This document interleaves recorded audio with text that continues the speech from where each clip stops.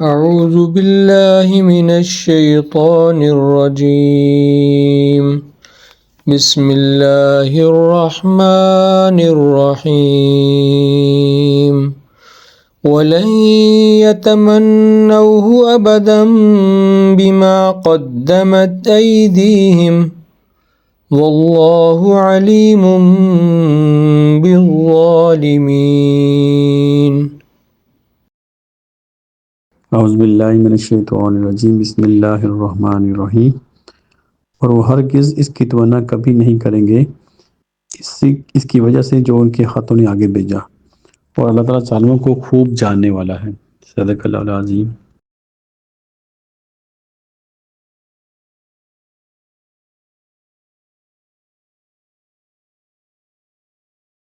آج ہم نے سورہ بقرہ کی آیت نمبر 95 کی تلاوت کی، اس کا ترجمہ آپ نے سنا۔ اس سے پہلے ہم 94 تک پہنچے تھے، جہاں پر بنی اسرائیل کے بارے میں اللہ نے بتایا کہ کہہ دو اگر آخرت کا گھر اللہ تعالیٰ کے نزدیک سب لوگوں کے ماسوات تمہارے لیے ہی خاص ہے، اگر تم سچے ہو تو موت کی تمنا کرو۔ یہاں پر یہودیوں کو ان کا جو یہ خیال تھا، ان کا گمان تھا کہ جو دنیا میں بھی اللہ تعالیٰ کے جو چنے ہوئے لوگ ہیں اور ان کو کچھ بھی نہیں ہوگا اور جو چاہے وہ کریں، اور آخرت میں بھی جو ہے وہ بھی ان کے لیے خاص ہے۔ تو یہ چیز کا جو اللہ نے کہا کہ اگر تم سچے ہو تو موت کی تمنا کرو، تو اس کا مطلب کہ وہ کبھی بھی موت کی تمنا نہیں کریں گے۔ ان کو جن کی جو محبت ہے وہ دنیا کے لیے ہے، دنیا کے مال کے لیے ہے، اور سودی نظام، بینکنگ سسٹم، جو بھی دنیا میں جو فساد ہے اس کے پیچھے یہ لوگ ہیں، اس وجہ سے کبھی بھی موت کی تمنا نہیں کریں گے۔ تو آیت نمبر 95 میں اللہ نے فرمایا کہ وہ ہرگز اس کی تمنا کبھی نہیں کریں گے اس وجہ سے جو ان کے ہاتھوں نے آگے بھیجا۔ تو جو ان کے ہاتھوں نے آگے بھیجا وہ ان کے اعمال کی طرف اشارہ کیا جا رہا ہے کہ جو انہوں نے اعمال کیے ہیں وہ ایسے نہیں ہیں کہ وہ موت کی تمنا کریں۔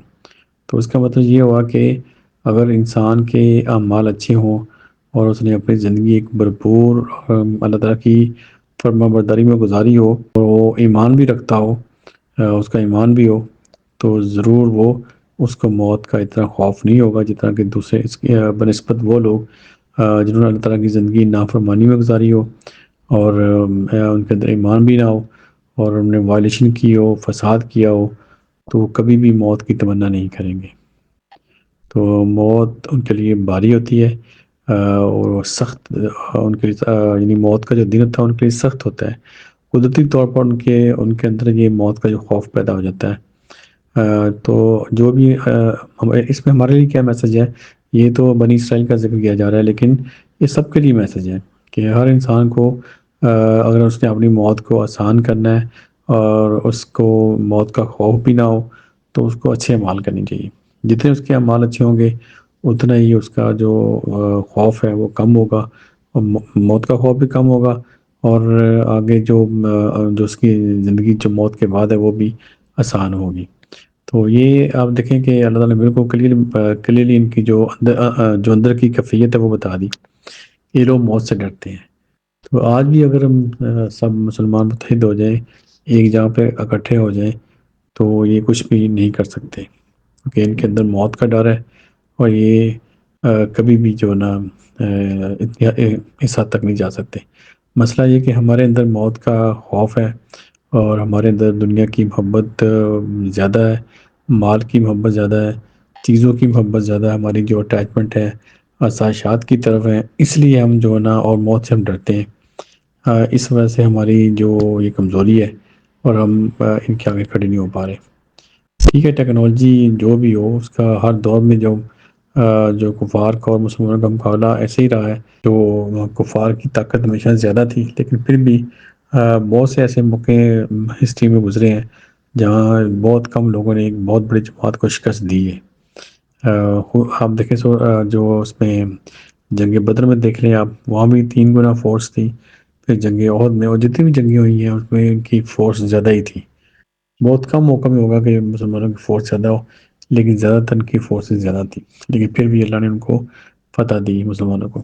تو آج بھی اگر ہم اتحاد ہو اور آپس میں ہم یہ بالکل خوف نہ ہو تو آج بھی کسی بھی طاقت کا مقابلہ کیا جا سکتا ہے۔ تو یہاں پر ان کے بنی اسرائیل کو جو اللہ نے بتایا کہ یہ کبھی بھی ایسا نہیں چاہیں، کبھی بھی موت کی تمنا نہیں کریں گے، یہ ہو ہی نہیں سکتا۔ یعنی ہر چیز اللہ نے تاکید کے ساتھ کہا کہ کبھی بھی ایسا نہیں ہو سکتا کہ یہ موت کی تمنا کریں۔ اس کی وجہ کیا ہے کہ جو انہوں نے اپنے ہاتھوں سے آگے بھیجا، جو ان کے اعمال ہیں، اور اللہ تعالیٰ ظالموں کو خوب جاننے والا ہے۔ تو اللہ نے فرمایا کہ جو ظالم ہے اللہ تعالیٰ ان کو جانتا ہے۔ جو جس نے اچھے اعمال کیے ہوں گے ان کو بھی اللہ جانتا ہے، اور جنہوں نے برے اعمال کیے ہوں گے ان کو بھی اللہ تعالیٰ جانتا ہے۔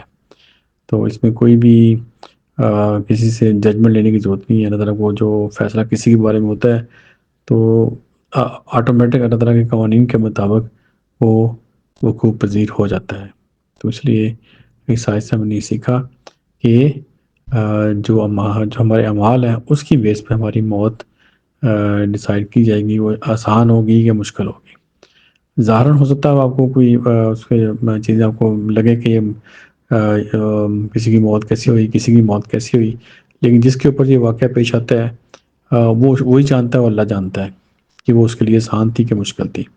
یہ بیس ہے اس کی، جو اس کے اعمال تھے جو اس نے آگے بھیجے۔ جتنے اچھے اعمال ہوں گے اور اتنی اس کے لیے آسانی ہوگی، دنیا میں بھی اور آخرت میں بھی۔